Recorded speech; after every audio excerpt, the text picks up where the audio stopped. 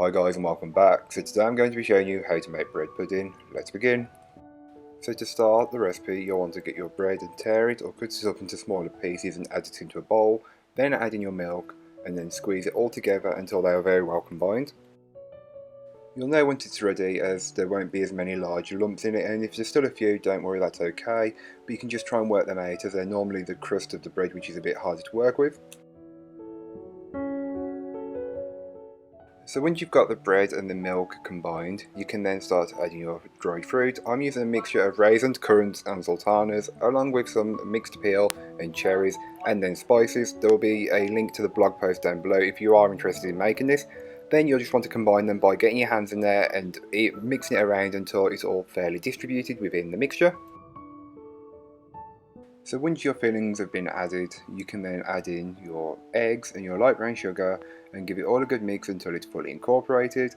I find mixing it by hand the easiest and best way to mix it, as that's how I remember doing it at college, but feel free to try and use a spatula if you want to. You will then want to line a 9x13 inch tin, and then you can just add in your mixture. You may want to add around 3/4 of the mixture first, level it all off and then add the final bit, as I wasn't sure that this was all going to fit into the tin, but it did in the end. So just do that in case you haven't got a deep sided one. This is a Nordic ware one I got in HomeSense. I'm not sure that they're all quite as deep as this, so just double check. You may need to have another tin on hand.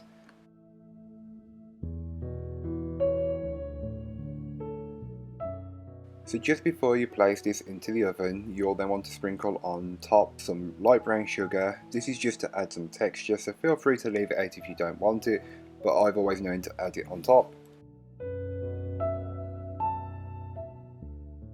So once it's out of the oven and fully cooled, here is what mine looks like. It's a literal slab of bread pudding. I then cut it into squares which were way too big. You could cut them into half of what they were, but feel free to cut it and slice it however you like. This is more of a traditional recipe for bread pudding that I know. The cherries aren't so traditional, but they work really well within the mixture, so feel free to take them out. I will leave all the information you need in a blog post, and that blog post will be linked down below. So thank you so much for watching. I hope you enjoyed. If you did, don't forget to like, comment and subscribe for more from me, and I'll be back again next week with another video, so join me then.